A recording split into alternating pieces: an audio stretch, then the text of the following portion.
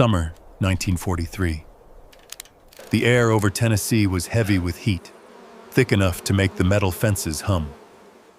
Inside the quiet perimeter of Camp Crossville, a young German prisoner named Karl Weber sat beneath a wooden awning, his hands trembling around a glass bottle he had never seen before. It was dark, cold, and fizzing like it was alive.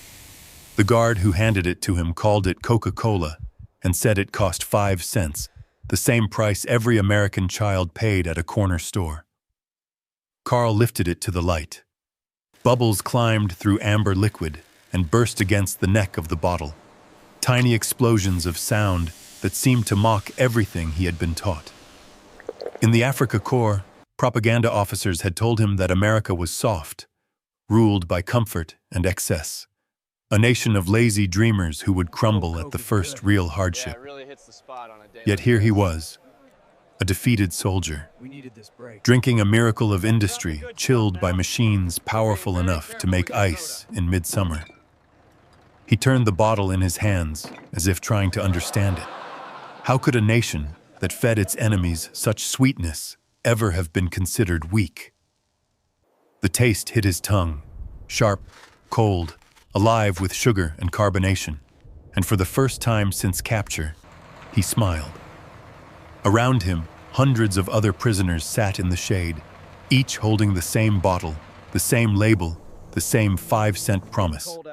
Guards laughed and talked with them easily, not as conquerors, but as men. Karl's mind searched for the cruelty he had been warned of, but found only routine kindness and the rhythmic sound of truck engines delivering more crates of the brown drink. Someone said there were millions of bottles like this made every day in America. Millions. In Germany, even bread had become a luxury. The logic of power began to shift in his mind. Maybe real strength wasn't in conquest at all, but in the ability to create abundance so vast it could be shared without fear of running out. Later that evening, as the sun burned orange behind the pine trees, Karl wrote a single line in the small notebook he carried since North Africa. I was told America is weak, but weakness does not taste like this. He closed the book and listened to the hum of the camp generators, the low murmur of guards chatting with prisoners about baseball, the faint hiss of another Coke bottle opening somewhere in the dusk. None of it fit the world he thought he knew. Freedom, he realized, made a sound all its own, the quiet fizz of something new beginning. And yet, as strange as this drink was, the real surprise was still to come, because soon the Americans would hand him something even rarer than ice in summer. Something so ordinary to them, yet so unbelievable to him that it would melt away the last walls of propaganda he had ever believed. A few weeks after that first Coca-Cola, Karl Weber found himself transferred to Camp Shelby, Mississippi, a place so green and humid it felt like another planet compared to the dust of North Africa. Rows of barracks stood neatly aligned under the pine trees, and at night, the sound of crickets blended with the low hum of power lines. He noticed light everywhere, electric bulbs burning long after sunset, hot water running in every shower, the smell of soap thick in the air. Even as a prisoner, Karl realized he was living with comforts his own army had abandoned years ago. One July morning, the camp loudspeaker crackled with a cheerful announcement. The Americans were celebrating Independence Day. Prisoners would have the day off from work details. Most assumed it meant a lighter meal, maybe an extra cup of coffee. But when the guards wheeled out a heavy steel drum packed with salt, ice, and a thick white mixture that steamed in the heat, Karl watched in disbelief. They were making ice cream, real ice cream, churned by hand, the kind he hadn't tasted since before the war. The guard who turned the crank laughed and told him it was vanilla, America's favorite flavor. The air filled with the smell of cream and sugar, and when the first spoonful was served, a hush fell over the yard. Karl held the small tin cup like it was treasure. The cold struck his tongue first, then the sweetness, so soft and pure it made him close his eyes. Around him, hardened soldiers, Men who had survived desert campaigns and air raids were grinning like children. It was absurd, beautiful, and confusing all at once. How could the same nation that had bombed his homeland now offer such kindness? He looked at the American sergeant handing out portions and saw no hatred, only a man proud of his work, proud of a tradition that turned celebration into generosity. We expected revenge, Carl thought, but they gave us dessert. That night, as the sun sank red behind the barracks, he sat on his bunk trying to write what he felt. His training told him to distrust it, to see it as weakness, but something deeper insisted it was strength, the kind that didn't fear compassion. Later he learned the camp made ice cream often during the summer, sometimes in electric machines, sometimes by hand, and always shared it with the prisoners. For the Americans, it was routine. For the Germans, it was revelation. The message was simple but devastating to old beliefs. In this country, comfort wasn't a privilege, it was a right. It was a sign of what a free society could produce even in wartime. Carl began to notice small details everywhere. The steady supply of sugar, the clean uniforms of guards, the laughter that seemed effortless. None of it fit the image of the decadent, divided America described in Nazi briefings. This was efficiency without cruelty, abundance without arrogance. At night, while the other prisoners talked quietly, Carl stared at the ceiling fan spinning above him, its slow rhythm echoing a thought he could not shake. Maybe the true power of a nation wasn't how it punished its enemies, but how it treated them when the fighting stopped. As the weeks passed, the ice cream became a symbol whispered among the men, a code for everything they didn't understand, yet admired. Sweetness had replaced fear, and confusion had begun to bloom into respect. But Camp Shelby was only the beginning. Soon, Carl and hundreds of others would be loaded onto trains, moving deeper into the American heartland, across a continent that seemed to have no end. There, every mile would challenge another certainty he once held about strength, freedom, and the strange, unshakable kindness of his captors. When the train rolled out of Camp Shelby that autumn, Carl Weber pressed his forehead against the window and watched the green hills of Mississippi slide into endless plains. The cars were not cattle wagons like those used in Europe. They were passenger coaches with cushioned seats, clean restrooms, and dining compartments that smelled faintly of coffee and fried food. Each man was given a ticket stub marked PW, prisoner of war, yet the letters felt oddly weightless. Inside the dining car, soldiers and guards sat together over plates of fried chicken, mashed potatoes, and apple pie. Steam rose from mugs of real coffee, not the bitter powder substitute he remembered from Africa. Carl had never seen a country feed its enemies like this, and the quiet civility of it unsettled him more than any weapon. When the train stopped for water at a small station, American workers waved to the prisoners through the open windows, smiling as if the war belonged to another world entirely. Children pointed, curious but not afraid, and one woman in a polka-dot dress shouted something he didn't understand before tossing a handful of peanuts toward the car. A guard caught them and passed them down the aisle, laughing. The gesture was small, but it struck Carl like thunder. Somewhere in that simplicity was an entire civilization's confidence, a certainty that abundance could outlast hate. As the train moved northward, Carl glimpsed the vastness of the land that had defeated him. Fields of corn stretched to the horizon. Every town seemed to have a water tower, a grain silo, and a factory with smoke curling upward like a heartbeat. Even in wartime, there was motion, production, rhythm. In Germany, blackout curtains and ration lines had become the pulse of daily life. Here, light filled the windows at night, and shop fronts glowed with signs advertising products he had never imagined. Soap brands, canned fruit, motor oil, chewing gum. He realized the Americans were fighting not to conquer, but to continue living this way, to protect a normalcy so abundant it could afford to be generous. At one stop in Illinois, the guards allowed prisoners to stretch their legs beside the tracks. The air smelled of coal and fresh bread. Carl saw freight cars stacked with boxes labeled candy, coffee, and milk powder, bound for overseas troops. A sergeant explained that factories worked around the clock, so every soldier could have chocolate in his rations. Carl stared at the crates and muttered under his breath, "Even their sweetness is organized." The guard smiled, not understanding the words, but catching the tone. For a brief moment, both men laughed. Two soldiers on opposite sides of a war, realizing that one of them was learning faster than he expected. As night fell, the train entered the Midwest. Through the windows, Carl saw lights shimmering across rivers and bridges that seemed to go on forever. He couldn't help comparing it to the ruins of Hamburg, where bombs had turned the skyline into jagged teeth of brick and ash. How could a nation so young hold such endless energy? He began to sense that the real engine of America wasn't the locomotive pulling them, but the invisible one driving every farm, every factory, every diner serving pie to strangers. It was belief. Belief that the next day could always be larger than the last.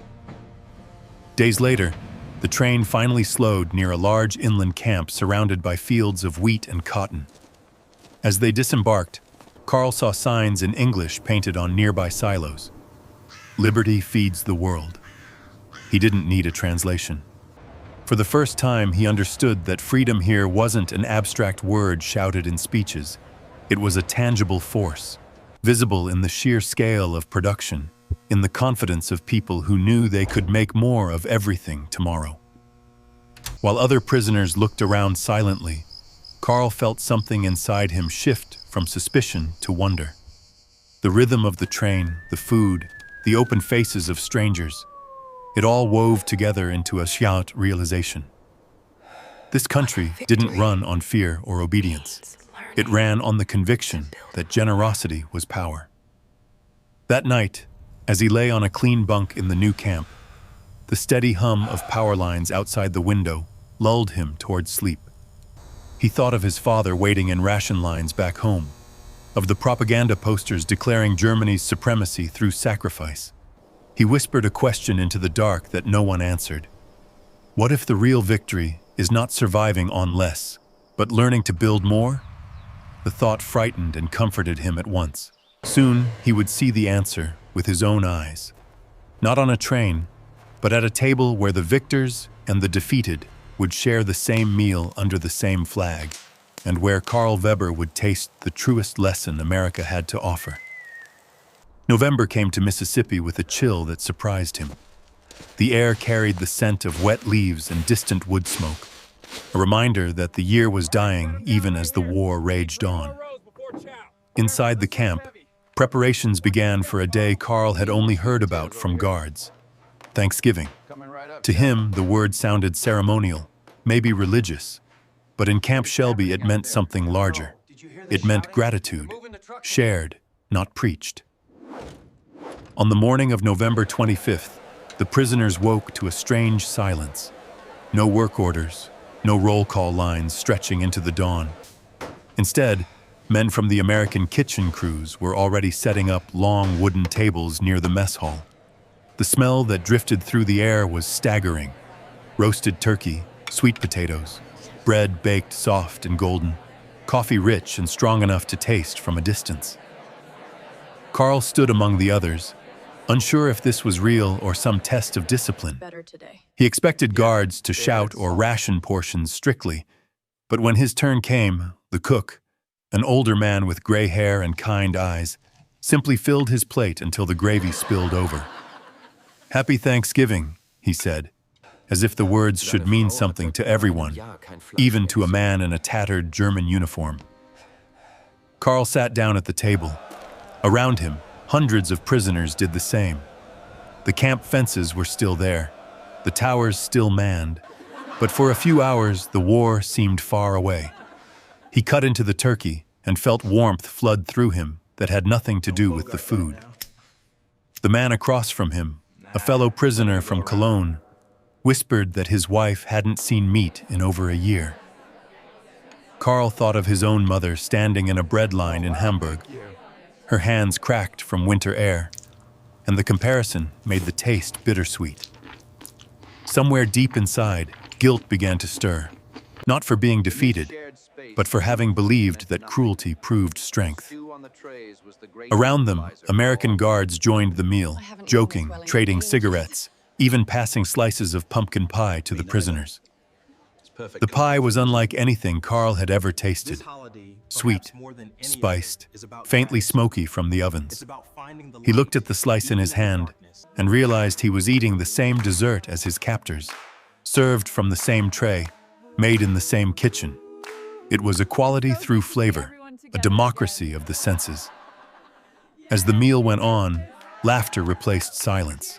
Someone started humming a tune, and a few Americans clapped along. A sergeant explained that Thanksgiving was older than their republic itself, born from scarcity and shared survival.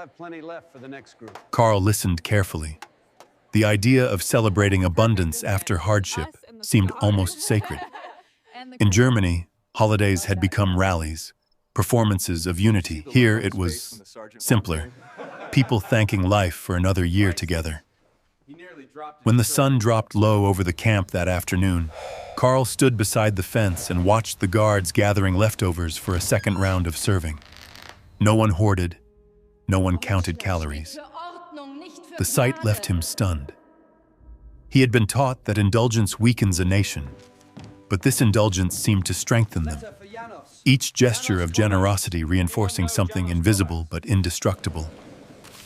That night, lying in his bunk, Karl could not sleep. The smell of roasted turkey still lingered in his clothes.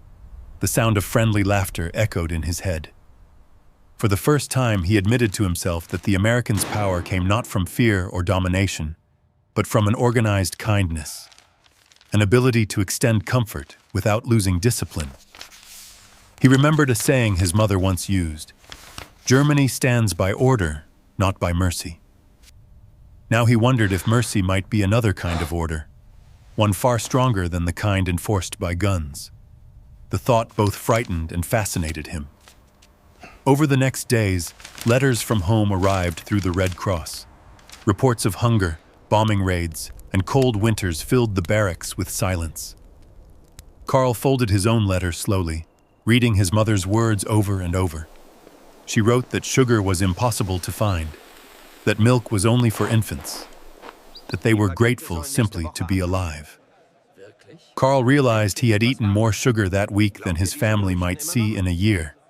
The contrast was unbearable. When he looked around the camp, he saw other men holding letters with the same haunted expression. Abundance was no longer just a gift. It had become a mirror reflecting their homeland's decay. As December approached, the Americans began planning another celebration: Christmas. Rumors spread that church groups in nearby towns were preparing packages for the prisoners. Karl laughed at the absurdity of it. Civilians sending gifts to the very men who had once bombed their allies. But then he remembered the Thanksgiving meal, the shared pie, the easy laughter. Nothing seemed impossible here anymore. Perhaps this was how democracy truly worked, not by teaching ideology, but by living it, even toward enemies. When the night fell cold again, Karl stepped outside and watched frost forming on the barbed wire, glistening under moonlight. He thought of his mother's kitchen window back home, frosted the same way, but behind it, no warmth, no smell of food. He whispered quietly, "They feed us better than we ever fed ourselves." The words hung in the air like a confession, one he could never take back. Tomorrow, he promised himself, he would write to her again. But this time he would not only describe what he ate. He would try, somehow, to explain what he had begun to understand. That strength could wear a smile, that mercy could be disciplined, and that generosity, when organized and shared, might be the most powerful weapon of all. Yet even as he wrote, another idea began to form, one that would soon change the direction of his thoughts entirely. For the next letter he sent would not be a report of gratitude, but the beginning of something far more remarkable. A message carried not by words of thanks, but by a box filled with sweetness, traveling across the ocean toward a starving homeland. Would his family believe where it came from, or that their son, a prisoner of war, had become a messenger of mercy? The thought stayed with Karl Weber through the damp winter of 1944, as the war that had once defined him began to feel distant, like a fever dream fading in slow motion. The Americans had started a new program that allowed prisoners to work outside the camp, and Karl volunteered for every shift he could. He was assigned to a fruit cannery near the small town of Laurel, Mississippi, where the air smelled of peaches, sugar, and hot metal. Rows of American workers, men too old or too young to fight, stood beside the prisoners, cutting, weighing, sealing, and labeling cans bound for army supply trains. They worked side by side in quiet rhythm, the same wages marked down on a piece of paper, 80 cents a day, credited to each man's account. For the first time in years, Karl felt useful again, not as a soldier, but as a craftsman. The Americans trusted him with machines, tools, even deliveries. Trust itself had become the new language of this strange captivity. Each evening, after work, he visited the camp exchange, a small store stacked with cigarettes, canned meat, chocolate bars, and the ubiquitous Coca-Cola. The first time he saw the prices, 5 cents for a candy bar, the same for a soda, he thought it was a mistake. But the guard explained it patiently. Everything cost the same for everyone. Karl began saving his wages, not to buy for himself, but to prepare a gift.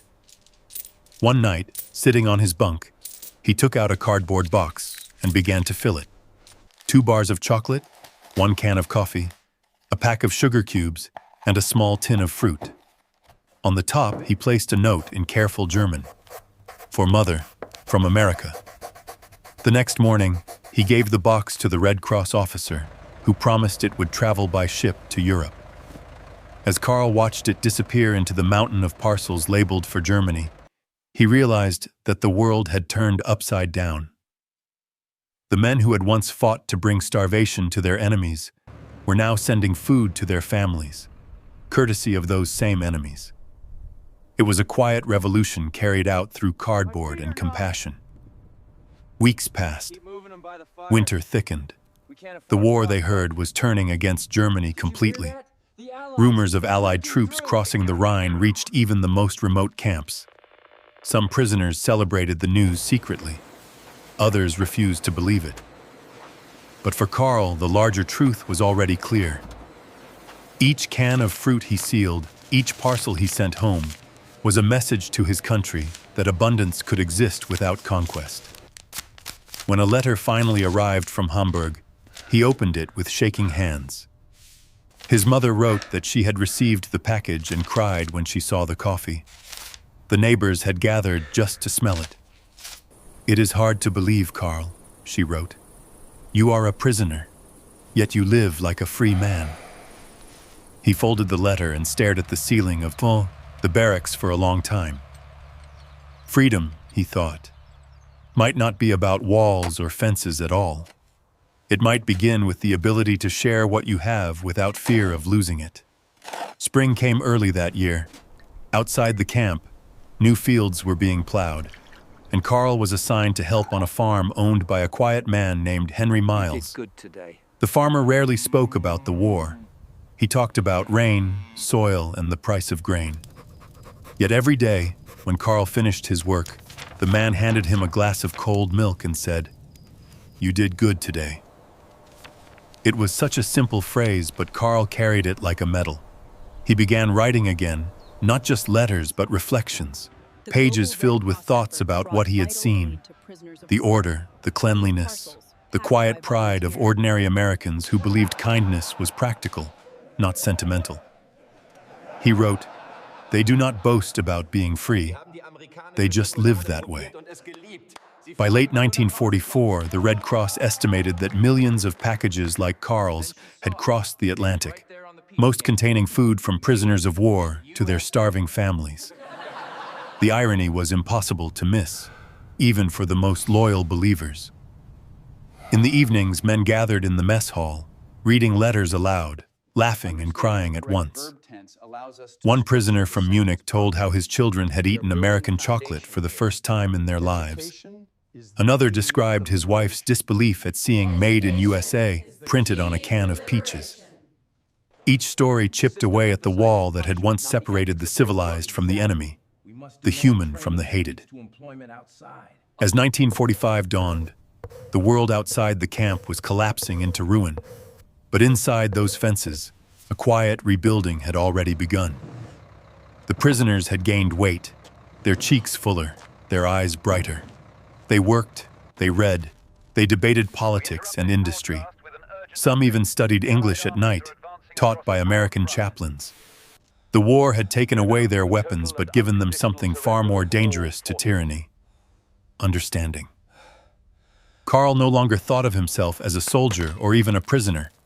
He had become a witness, someone who could no longer pretend not to know. Then one day, while helping load crates onto a truck, Carl heard a voice crackle over the camp radio. The announcer spoke of the Allied advance into Germany, the fall of cities he had once sworn to defend, and finally, the word he had feared and longed for: surrender. The war was ending. Around him, men stood frozen, torn between relief and shame. Carl's first thought was of his mother, and whether the packages had reached her safely. Then another thought came, quieter but heavier. What would happen now to everything he had learned? Could he carry it back to a homeland that might not want to hear it? That night, as he packed his few belongings, a notebook, a photograph, a single chocolate bar, he understood that the journey home would be longer than the voyage that had brought him here. He would not return as the Pion, same man who had left Germany. He would return carrying something invisible but real, the proof that kindness could rebuild what hatred had destroyed. And yet, deep down, he feared how his country would receive such a message.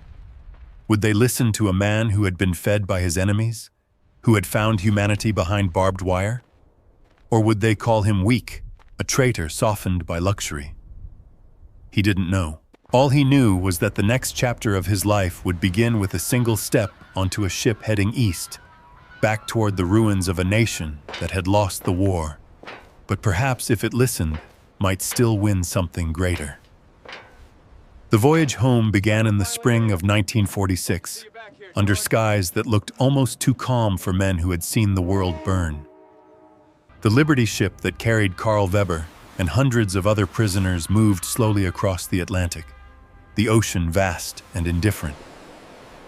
On deck, men leaned against the rails, their uniforms faded, their faces full but solemn. They were returning to a Germany they no longer recognized, carrying small parcels and quiet truths instead of rifles. For Carl, the greatest weight was not in his duffel bag, but in his memory. The image of a Coke bottle in his hand, the taste of ice cream on a July afternoon, the sound of Americans laughing without hatred. These simple moments had carved something new into him, something he could never unlearn. When the ship docked at Bremerhaven, the port was a skeleton of steel and ash. Buildings lay open like broken teeth, ships rusted where they had sunk, and the air smelled of coal dust and hunger. People moved through the wreckage silently, their eyes fixed on survival. Carl stepped ashore, stunned by how small and gray everything felt after the endless color of America. He walked for hours before finding what was left of his neighborhood in Hamburg. His family's old workshop was gone, replaced by a crater. His mother lived with relatives in a one-room flat where the wallpaper peeled like old paint. When she opened the door and saw him standing there, she cried, but not just for joy. She cried because her son looked too healthy, too well fed for a man returning from captivity. "They treated us fairly," he said softly, but the words sounded strange in that room of scarcity. Over the following months, Carl tried to rebuild his life. Jobs were scarce, food scarcer. The ration books offered only gray bread, watery soup, and memories of better times. Yet in his mind, another model of life persisted: the order, abundance, and fairness he had witnessed in America. He began helping neighbors repair bicycles and stoves, charging almost nothing. When a child in the building asked what vanilla ice cream tasted like, Carl laughed sadly. "Like peace," he said. That night, he took a risk and traded his last bar of American chocolate for a small tin of milk powder and a few spoonfuls of sugar. Using a hand-cranked mixer salvaged from a ruined kitchen, he froze the mixture outside in the winter air. Looks great, Carl. I really By morning, appreciate this. it had hardened just enough to serve. He handed the spoon to the child and watched his eyes widen at the taste. In that moment, Carl decided what to do with the rest of his life. By 1948, the ruins were beginning to stir. Factories reopened, foreign aid arrived, and the first Coca-Cola signs appeared on German streets.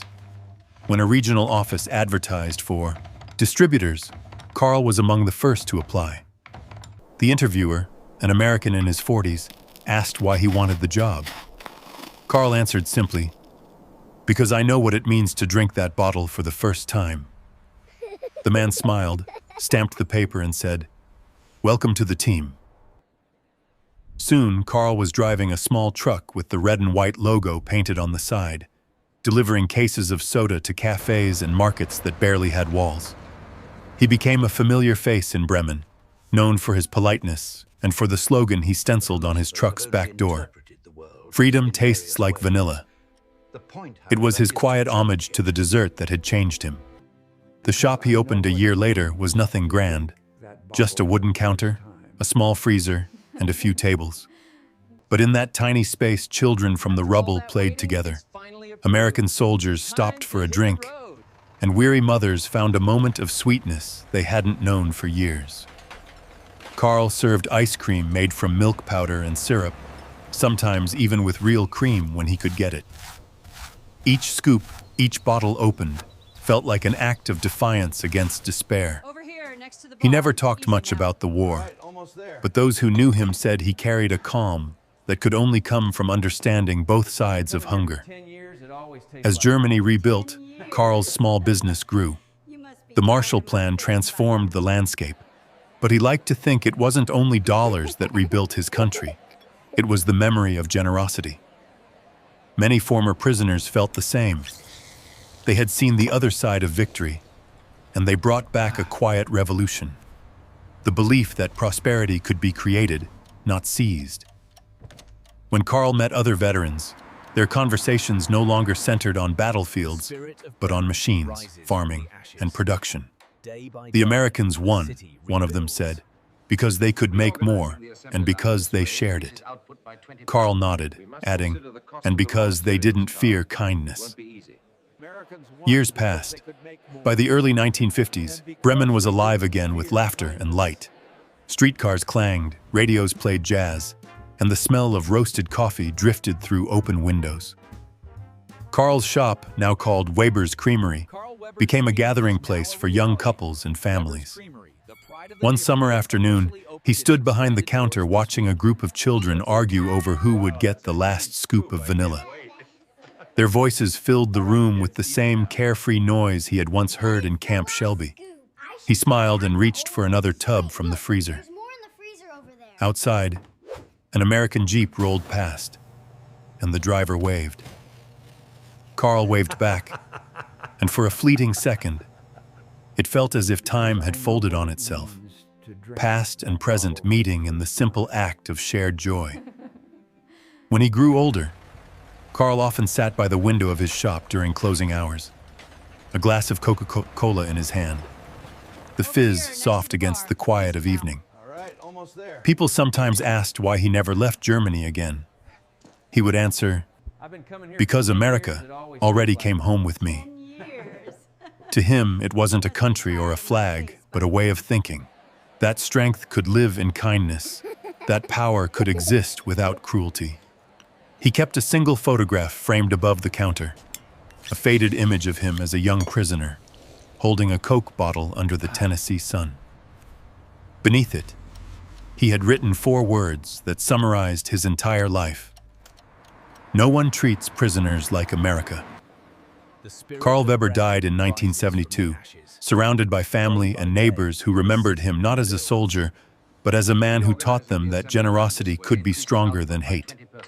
Long after he was gone, the shop remained, passed to his daughter, who continued to serve ice cream every summer in his memory. Sometimes, when tourists asked about the sign that still hung above the door, "Freedom tastes like vanilla," she would smile and tell them her father's story. And as they tasted that first cold spoonful, sweet and simple, they too felt the truth he had discovered behind barbed wire 3 decades earlier. That the most powerful victories in history are not won by conquest or revenge, but by the quiet courage to be kind. Would Karl have ever believed, back in the deserts of Tunisia, that his greatest weapon would one day be a scoop of ice cream? Or that the sound of freedom could echo not in gunfire, but in the gentle hiss of a bottle opening on a summer afternoon? If you've made it this far, I'd love to hear from you. What do you think Karl's story says about the power of kindness in times of war? Drop a simple 1 in the comments if you believe compassion can change the world, or 0 if you think strength comes first. Either way, your voice matters here. And if stories like this move you, hit subscribe and stay with us. Because next time, we'll uncover another true story that proves humanity can shine even in the darkest places.